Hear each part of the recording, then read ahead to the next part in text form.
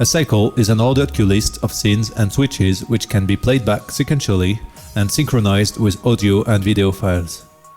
A cycle can consist of the following elements: a scene, a switch, another cycle, an audio file or a video file. Here is how to record a cycle. Click on the Cycle menu button.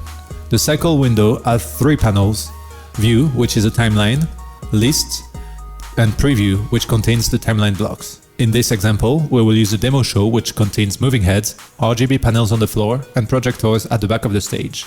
Every fixture has already been programmed with scenes and switches. Click on New Cycle and then press the Record button to start recording your cycle. Select the combinations of scenes and switches. As you do that, notice that the timeline cursor moves forward and that blocks are added with every new effect. Click Record again when you are done. To check the results, click the Init scene and move the cursor to the beginning. Then press play. Every time the cursor hits a new block, a new effect is added. Thanks to this ability to record on the fly, you can create very complex shows. To stretch out or reduce the block size, use the scroll bar at the bottom of the timeline.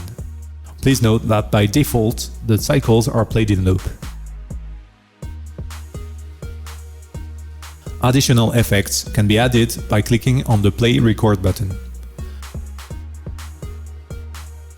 You can also add effects to the timeline by drag and dropping it with the right click while holding Ctrl.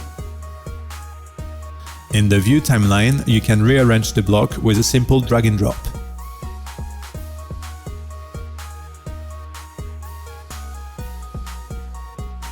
In the List panel, the blocks appear as a list of items. By double-clicking to an item, the Cycle Settings window opens. This window allows you to choose the block behavior when it's triggered in the cycle. Type of action determines if the element is switched on, switched off, or has a live modification. Time lets you set manually the time at which the element is triggered. Pause cycle will pause the cycle when the cursor reaches the element. This is useful if you are controlling a pre-programmed show and you want to manually skip through a list of elements. Fade modifies the element fade settings. Curve and Data allows you to change the properties, dimmer, speed, size, and phasing of the element. Live Action allows you to add and remove fixtures from the button.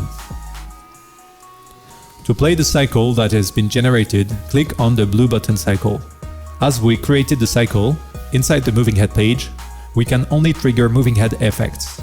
To create a cycle which can trigger several types of fixtures, click the master page and then repeat the same steps that we have performed using effects from different pages. You have the choice to select a switch, a scene, or another cycle if you want.